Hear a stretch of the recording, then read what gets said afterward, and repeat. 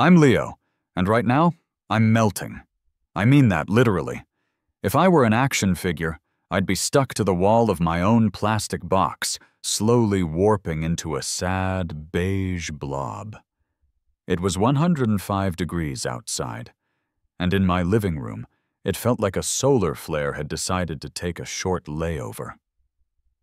I was sitting in the dark, wearing only a pair of sweat-drenched gym shorts, trying to coax life out of my pathetic little white noise machine, a window unit AC I'd named the Whisper of Disappointment. The Whisper of Disappointment was exactly what the city council had declared war on. I swear, this little box just recycles disappointment, I muttered, scraping the back of my thigh off the vinyl armchair. It was blowing air that felt roughly the temperature of a fresh dog fart. It had one job. One simple, singular, glorious job. And it was failing so majestically, so completely, that I almost respected its defiance. My eyes were glued to the digital thermometer. It flashed 88.5 degrees Celsius.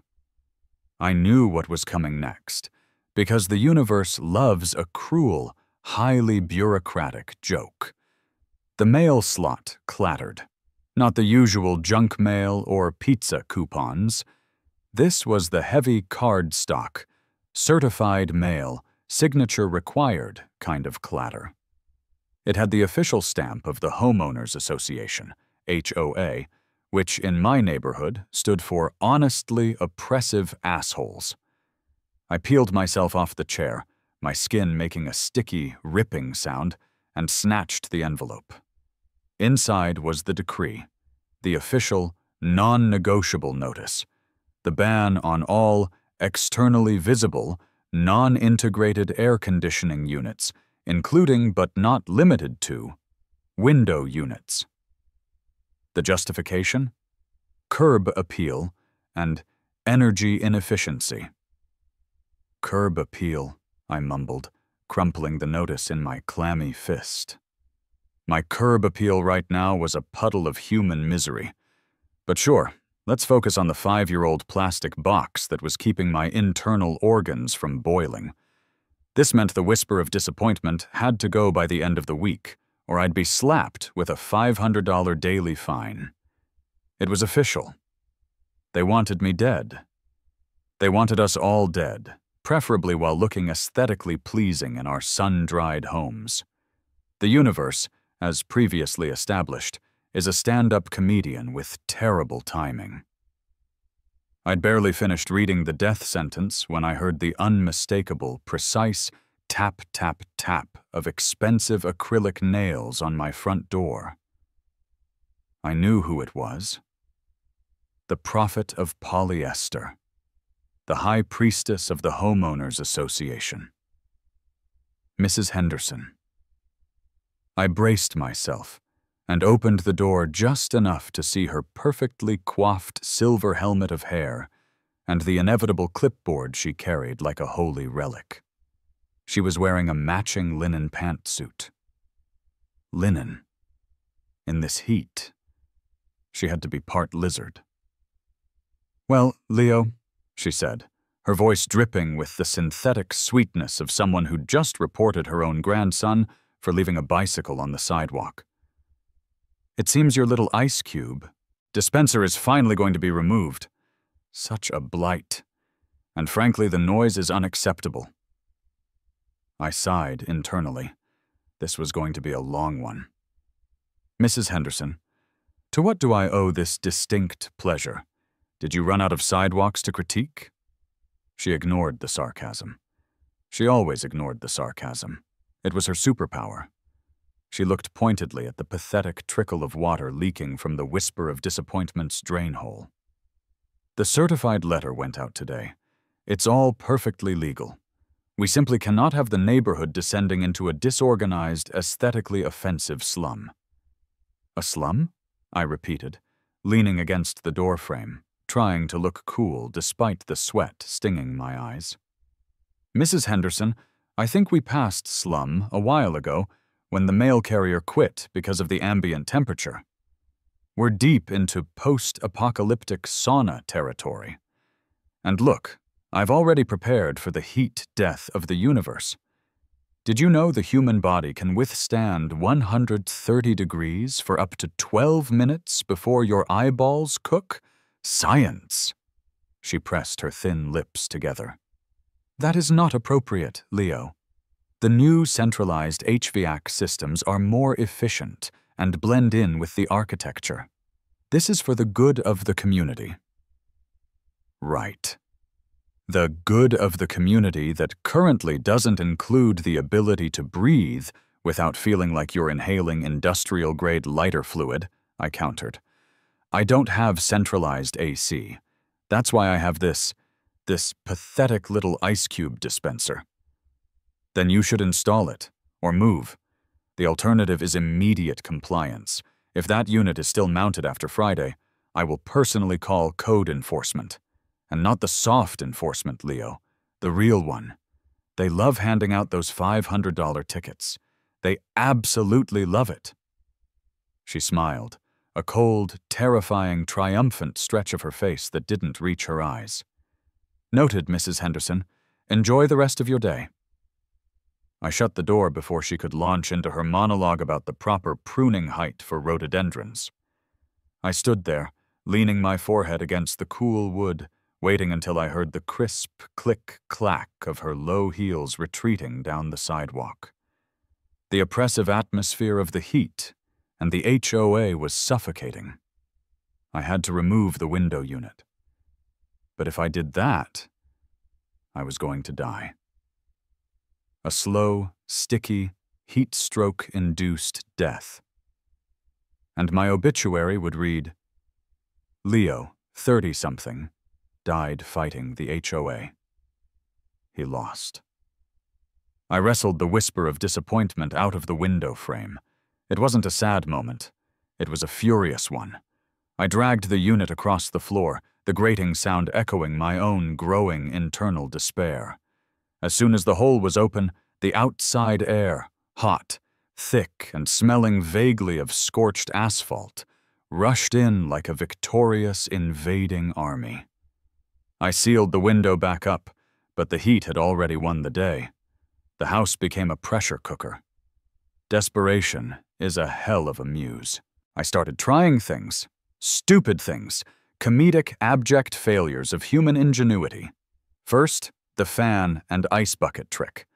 I set my biggest box fan up, aimed it at a 5-gallon bucket full of every single ice tray I owned, and waited for the glorious rush of chilled air. Instead, I got 2 minutes of slightly cool air, followed by 10 minutes of mist, followed by the fan just blowing bucket-temperature water vapor into my face. It felt like standing in a swamp.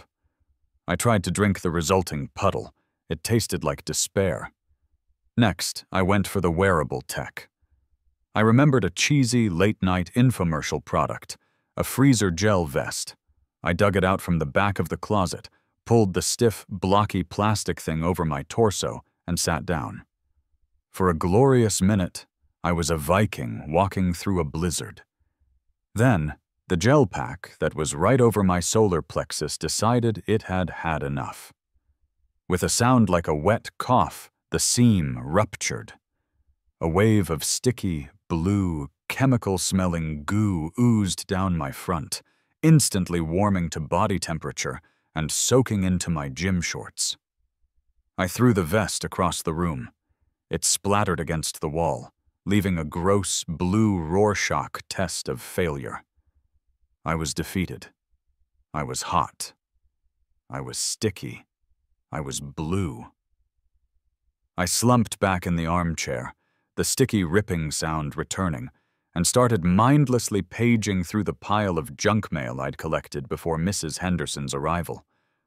Local ads, coupons, political flyers, and a glossy, full-page ad for a restaurant supply auction happening on the other side of town.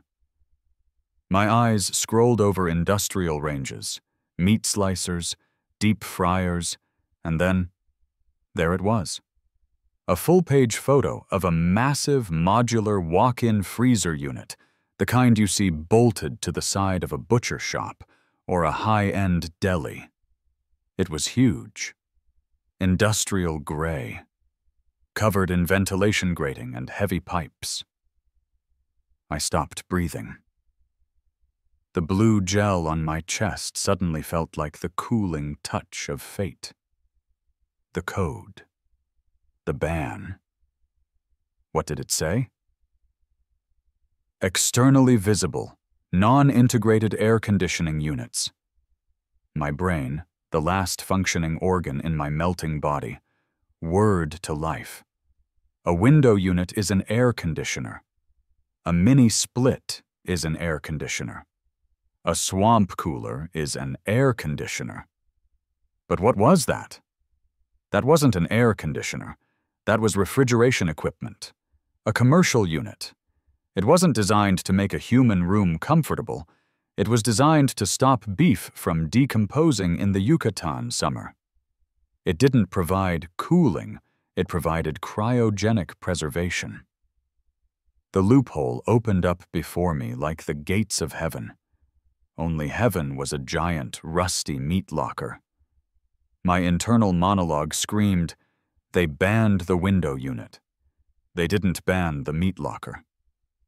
I had found my answer. I was going to bolt the external components of a giant walk-in freezer to the side of my house. I was going to call it an appliance. I was going to live in a glorious frozen defiance. The heat had made me crazy. Perfect. The next 3 hours were spent in a fugue state of internet research. I wasn't looking at Reddit threads about sensible home improvements. I was reading commercial refrigeration manuals and municipal code statutes. The code section, 45B, was indeed the one Mrs. Henderson cited. It was beautiful in its stupidity. It was written by people who thought HVAC meant heating, ventilation, and compliant aesthetics. They covered residential units, ducts, evaporative coolers, and yes, window units. They had completely, utterly neglected the existence of commercial chilling appliances.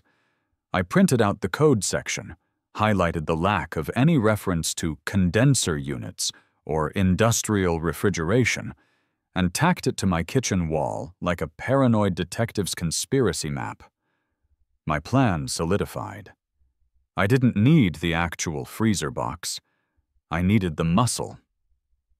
The two key components, the massive external condenser unit, the big, loud, ugly box that sits outside and pumps the heat out, and the evaporator coil, the inside bit that gets terrifyingly cold. I would rig the evaporator coil inside a makeshift insulated plenum in my attic, vent the super-chilled air into my existing ductwork, which was currently only used by my furnace, but whatever, and let the monster condenser unit roar away on the side of my house. Rationalization none one. It's not a central air system. It's an appliance, like a shed, or a very large, expensive, humming mistake. Rationalization 2. I need it for the preservation of goods. What goods? I haven't figured that out yet. Maybe my vintage VHS collection. They might melt. Rationalization 3. It will be cold. So cold. The physics were terrifying. The walk-in freezer was designed to maintain a temperature of 0 degrees in a massive insulated box. My house was a flimsy, poorly insulated suburban nightmare. I was going to turn my living room into a habitable popsicle. I could live with that. I could absolutely live with that. In fact, I needed a hoodie just thinking about it. The restaurant supply auction was held at a huge, fenced-in yard on the outskirts of the city, run by a man named Sal. Sal was a character carved from old wood and cigarette smoke. He wore faded overalls and a baseball cap that looked like it had survived a house fire. I found the unit in question. A massive, gray, square block of pure industrial malice.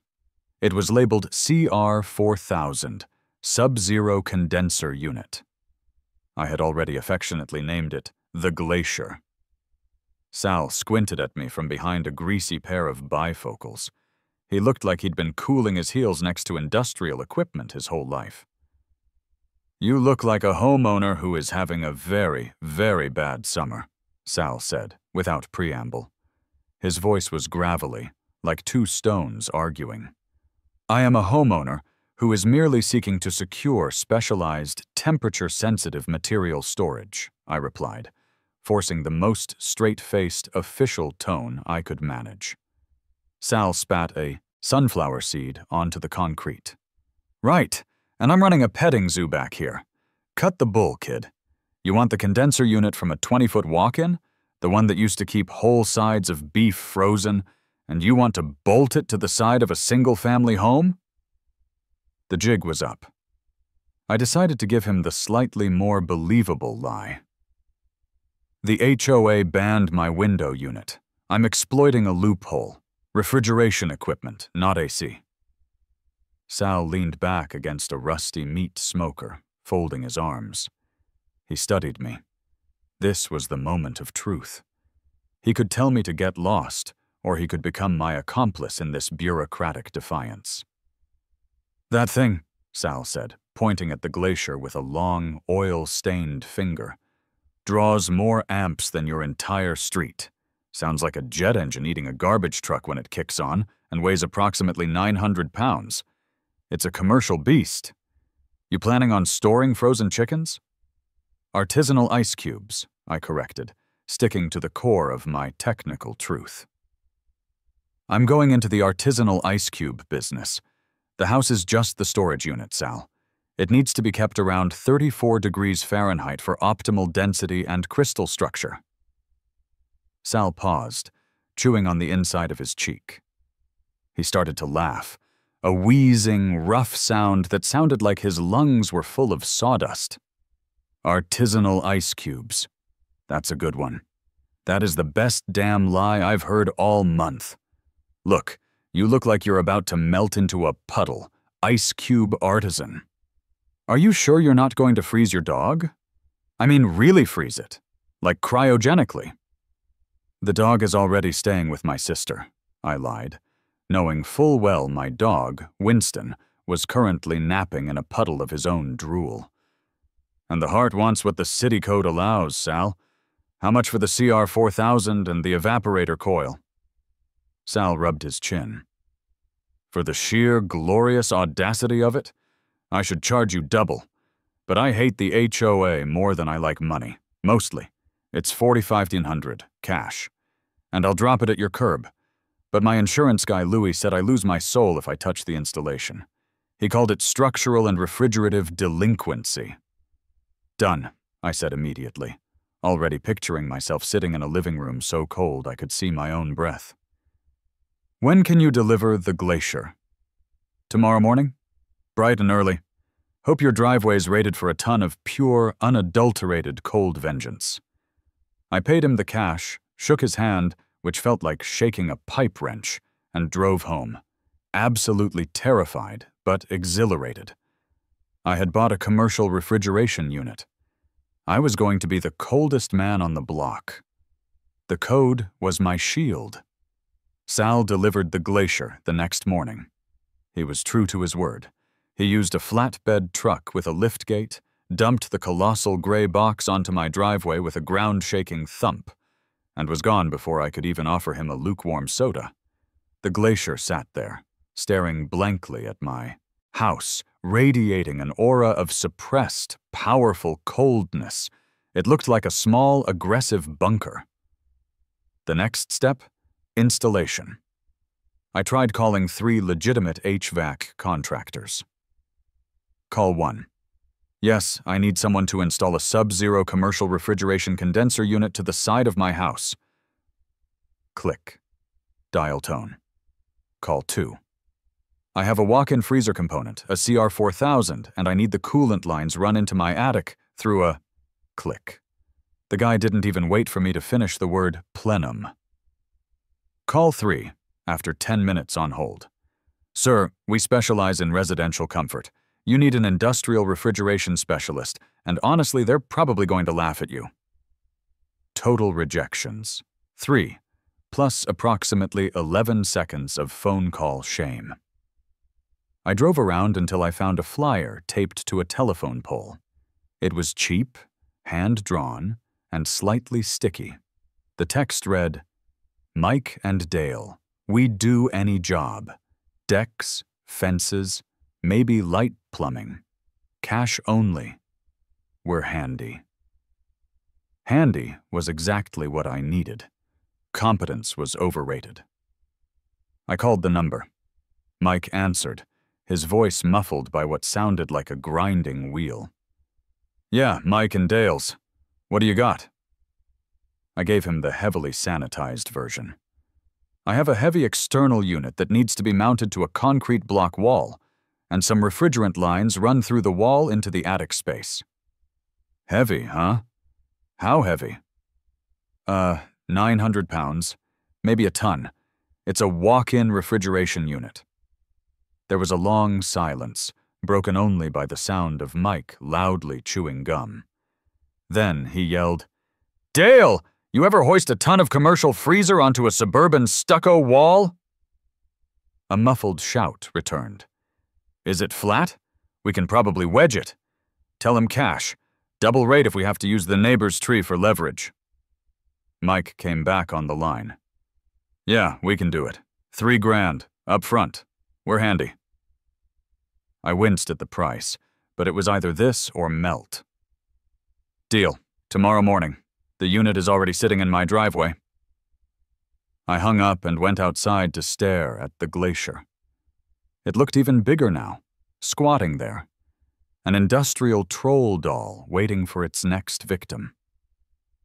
Mike and Dale arrived the next day in a rusty pickup truck that looked structurally related to the glacier.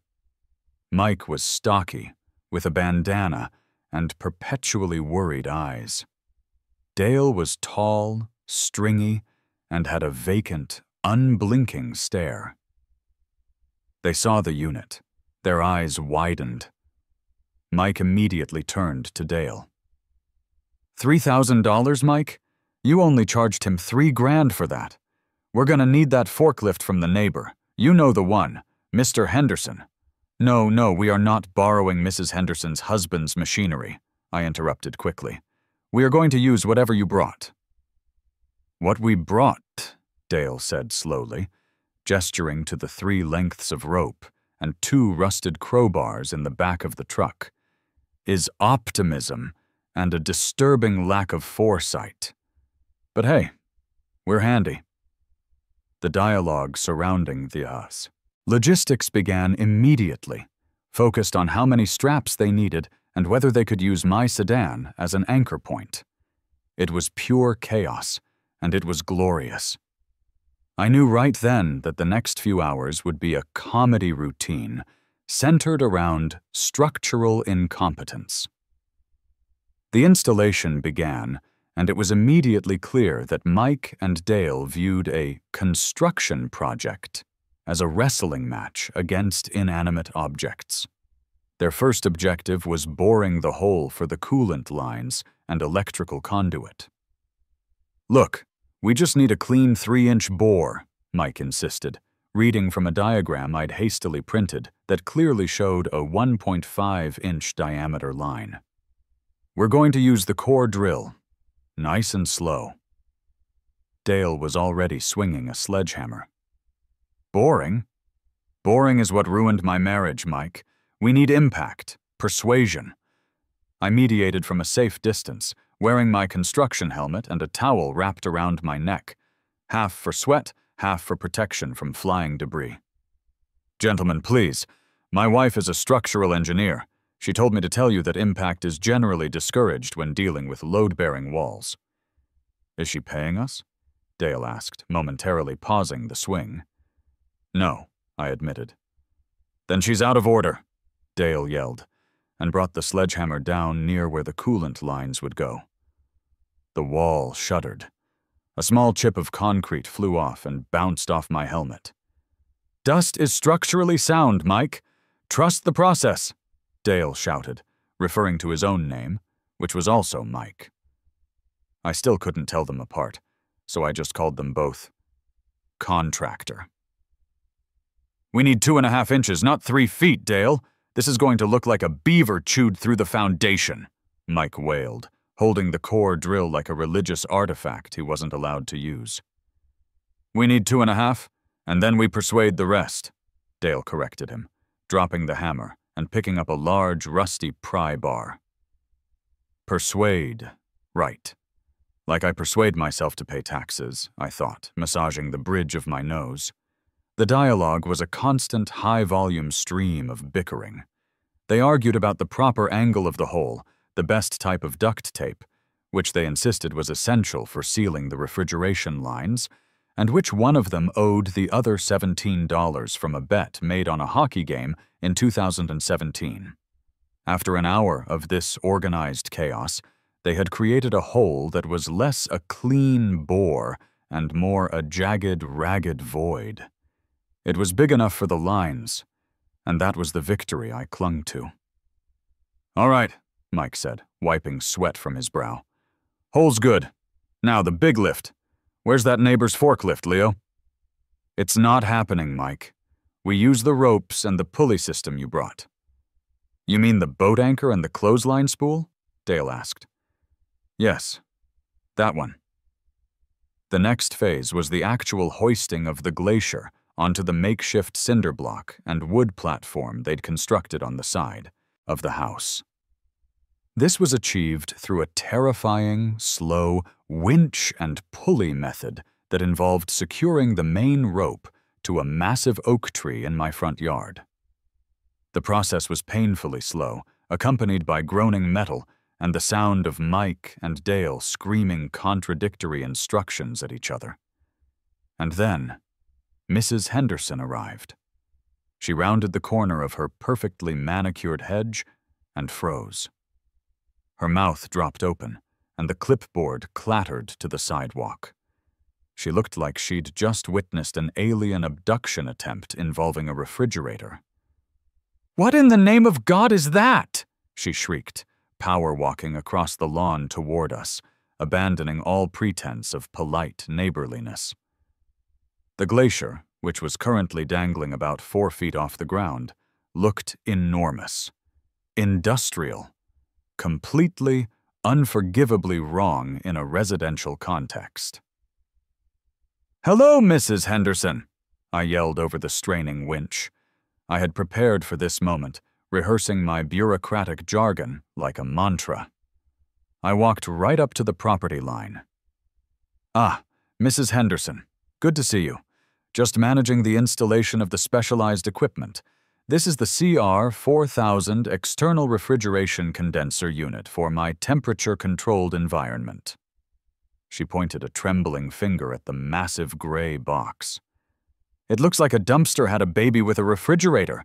That is a gross, monstrous blight on our community.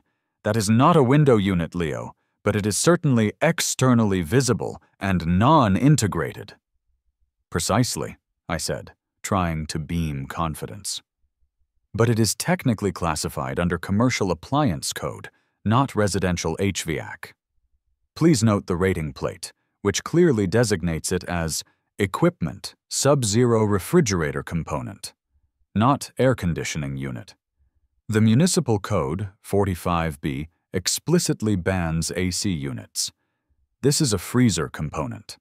I'm legally compliant in the pursuit of preserving my temperature-sensitive material."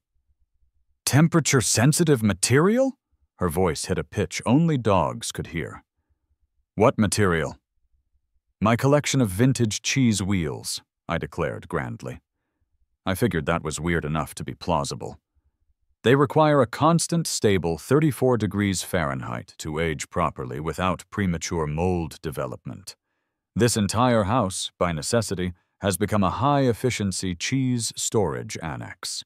The cooling of the living space is purely secondary to the primary function of preservation."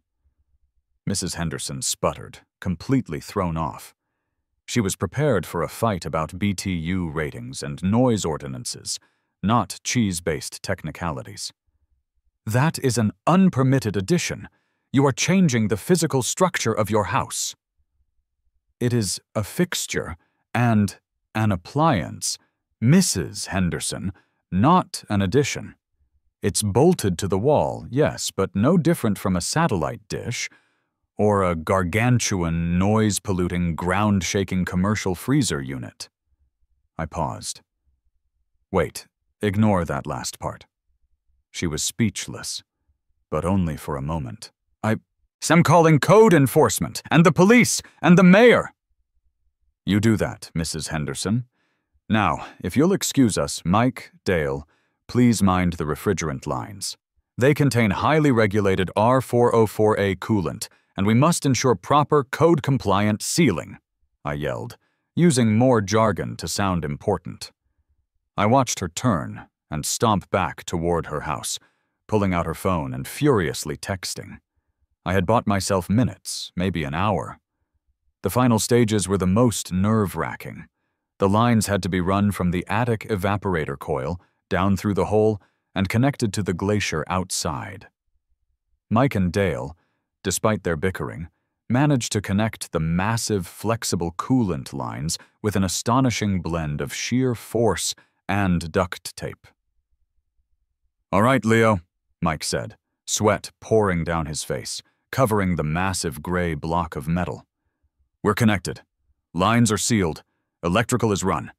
This thing is ready for a life of crime." "It's not a crime, Mike. It's a technicality," I stressed. "It's about code compliance." "Whatever. You throw that big red breaker switch and that thing is going to sound like God's own garbage disposal. Don't say we didn't warn you about the noise." Dale was already backing away, heading for their truck. "Wait, you're not going to stay and see if it works?" I asked. "Hell no," Mike replied, jumping into the passenger seat. "We're handy, not suicidal. You fire that thing up, and if the whole block doesn't go dark, we'll collect the rest of our money later. Right now, we're on a deck job that only involves one structural felony." They squealed out of my driveway, leaving me alone with the glacier. I walked over to the electrical box Mike had rigged. It looked like something from a Frankenstein movie, with a massive industrial-grade breaker switch. I took a deep breath, picturing Mrs. Henderson's face when her porcelain garden gnomes started developing frostbite. For the cheese wheels. I flipped the switch. The sound was immediate. It wasn't just loud, it was resonant. It was the sound of industrial power meeting the delicate acoustics of a suburban neighborhood. It was a deep, guttural, magnificent roar, followed by a sustained, rhythmic whum wum wum as the massive compressor kicked into gear. The thing shuddered, vibrated the ground, and started spitting a plume of hot, angry air into the 105-degree afternoon. It was glorious. It was deafening. It was perfect. I rushed back inside. The change was instantaneous. The air coming out of my furnace vents, which was now connected to the evaporator coil in the attic, felt like it had been scraped off the North Pole. In minutes, the temperature started plummeting. I stood in my living room, wearing a hoodie I'd grabbed just in case, shivering in sheer triumph. I could see the condensation forming on the inside of my windows. My thermometer flashed 75 degrees Fahrenheit, then 70 degrees Fahrenheit. It was working too well. I was living inside a giant walk-in refrigerator. I was Leo, the cheese preserver, the lord of the low temperature. My victory chant was cut short by 3 urgent knocks on my door. I knew exactly who it was. The fun was just beginning. Life with the glacier was a hilarious, constant exercise in self-preservation. Within an hour, my living room was a crisp 45-degree rife. I had to tape the vents closed in every room except the central hallway and wear multiple layers. I was drinking hot coffee in a knit hat and gloves, watching TV, feeling smug and victorious. My internal monologue had shifted entirely. Monologue, "I'm so cold, my fingers are numb." But you know what? I'm not sweating. I can handle this. This is the price of freedom. This is what independence feels like. Chilled. The problem, of course, was the noise. The glacier's constant, industrial whum was a permanent fixture in the neighborhood soundscape. It didn't stop. It just went from a roar, when the compressor kicked in, to a persistent, low-frequency drone, when it was just maintaining absolute frigidity. I heard a timid knock. It was my next-door neighbor, Gary, a nice old guy who mostly just watered his lawn. He was holding a thermal mug. "Leo, are you okay in there? It sounds like you've installed a generator running on jet fuel." I opened the door, a cloud of cold air escaping. I was wearing 2 sweaters and a beanie. "Hey, Gary, just preserving my collection. Come in, get a quick chill." Gary stuck his head in. He shivered instantly. "It's like a meat locker, son. And that noise, it's really rattling the porcelain in my bathroom. My wife thinks it's an earthquake."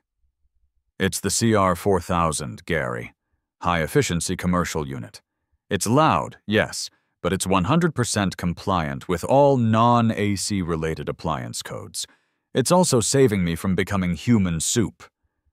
Gary just shook his head, retreating quickly. "Well, just try not to freeze the foundation, okay? And maybe turn it down? I can't hear my soap opera." I closed the door, knowing that the police were next. Mrs. Henderson wouldn't tolerate a rattled teacup. The police arrived exactly 20 minutes later. 2 of them. One looked like he'd been doing this for 30 years. Officer Miller, stern, slightly jaded, and dressed in a perfectly crisp uniform despite the heat. The other, Officer Jones, was young, perpetually confused, and looked like he was 12. They were standing next to the glacier, staring at the huge, vibrating box with suspicion. I opened the door, pulling my knit hat down to my eyebrows. "Can I help you, officers? I'm Leo." Officer Miller approached, holding a notepad. "Sir, we have a complaint about an excessively large and loud installation on your property. Specifically, a 911 call about an unauthorized industrial presence causing seismic disturbance." "That would be the glacier," I said proudly. "Or more formally, the CR4000. It's the high-efficiency, wall-mounted, commercial-grade, sub-zero refrigeration condenser. Unit?" Officer Miller sighed, his face a mask of weary professionalism. "Okay. And what is this appliance being used for, sir?" "The preservation of perishable goods, officer. The maintenance of temperature-sensitive materials that require precise, non-fluctuating cryogenic temperatures."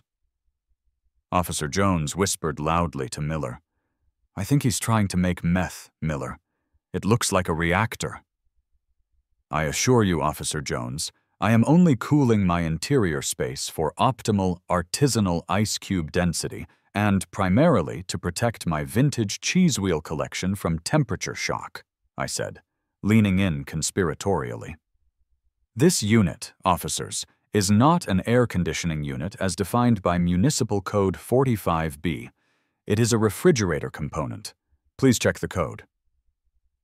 Miller looked annoyed. "I'm not here to check your HOA's definitions, sir.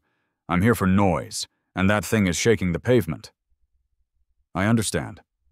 However, there is no code violation. It's an appliance. The code permits appliances. If I had a very loud, oversized washing machine, would you ticket me for it?" I countered. "The noise level is certainly high, but it is incidental to the primary legal function of the apparatus, which is preservation." Miller scratched his head. He was clearly trained for traffic stops and domestic disputes, not appliance jurisprudence. "Look, we'll write you a vague noise complaint. But legally, I don't see a criminal statute you're violating. It's not an unpermitted structure. It's bolted to the side of the house. It's not a fire hazard. It's a very loud freezer." Officer Jones giggled, covering his mouth. "He's making ice cubes, Miller." "I am, officer." "And they are excellent," I confirmed. Miller handed me the complaint slip, which was completely useless. "Just try to keep it down, sir. We won't be back unless it starts actively flying." I watched them drive away, Officer Jones barely containing his laughter. The Glacier hummed its victory song. The real threat, however, came half an hour later. Mr. Sterling, the code enforcement inspector. He arrived in an immaculate government sedan, wearing a short-sleeved white shirt and a clip-on tie. He was dry, meticulous, and looked like he hadn't experienced human emotion since 1985. He carried the full municipal code binder. "Mr. Leo," Sterling said, his voice a dull monotone. "I am Mr. Sterling, Code Enforcement. I am here regarding the apparent circumvention of Code Section 45B. I've been alerted that you are operating a cooling device." "That is correct, Mr. Sterling. The CR-4000, I replied, feeling the smug satisfaction of a lawyer who knows the judge is about to rule in his favor based on a technicality. Sterling pulled out his binder and started flipping through the pages with practiced speed. "Let's dispense with the semantics. We both know this is circumventing the new cooling mandate. The intent of this device is to cool your residence. We can cite you under general intent of public nuisance, or perhaps unpermitted structure, since this clearly modifies the exterior of the dwelling." "Ah, intent," I said, leaning in. "But code is law, Mr. Sterling, and law is about definition, not intent. The intent, as I told the police, is preservation. I am utilizing a walk-in freezer unit component to maintain a constant temperature of 34 degrees Fahrenheit, which, while comfortable for me, is primarily for the preservation of my collection of vintage cheese wheels. The house is incidental. The code bans AC units." Sterling frowned, flipping back to 45B. "Air conditioning unit? Yes, but what about the unpermitted addition statute, 201D? "It is a removable fixture and a commercial appliance, Mr. Sterling, designed to be bolted onto the exterior wall for the specific purpose of commercial-grade refrigeration. Appliances are not additions. If I bolted a food truck's deep fryer to my wall, would that be an addition? No, it would be a fryer. This is just a massive, cold fryer." Sterling looked like I'd just handed him a calculus textbook written in Sanskrit. He tried to argue function. "It functions as an air conditioner." "But it is labeled and rated as a sub-zero refrigeration component, Mr. Sterling. The code does not account for this category. You cannot cite me for violating an AC ban with a piece of commercial freezer equipment. Show me the code section that prohibits wall-mounted freezer components on residential property." Sterling furiously flipped through the binder, muttering statutes to himself. He checked the definitions for appliance, fixture, and residential addition. He found nothing that specifically prohibited a 900-pound commercial freezer unit. They had covered split-system heat pumps, but not the logistics of a butcher shop. He finally snapped the binder shut with a defeated thwack. "This is highly irregular. I will have to recommend an immediate amendment to Code 45B. But as of this moment, Mr. Leo, you are operating within the legal, if absurd, parameters of the current municipal code." He turned on his heel, defeated by the loophole. I had won the battle with bureaucracy, using their own narrow-minded definitions against them. The war, however, was clearly just heating up, or in my case, freezing. Mrs. Henderson, predictably, had taken pictures and videos of the glacier being installed and shared them widely with the caption, "Local man illegally installs a commercial meat locker to spite the community. The noise is a public hazard. But the narrative quickly shifted. A local blog picked up the story. Man defeats City Hall with a meat locker. Then the local news. By the next day, a news van, complete with a satellite dish that looked almost as big as the glacier, was parked on my lawn. A dramatic reporter, clearly bored with local politics, rushed up to me with a microphone. Leo, you've become a symbol of resistance for homeowners everywhere suffering under draconian HOA rules. You're fighting the power with ingenuity. What message do you have for the bureaucrats who tried to force you into sweltering heat? I took a sip of my steaming hot coffee, the steam instantly clouding my beanie. I had to wear my coat outside now, just to do press conferences. My message is simple, I said, trying to look profound and revolutionary, despite the fact my fight was about cheese and comfort.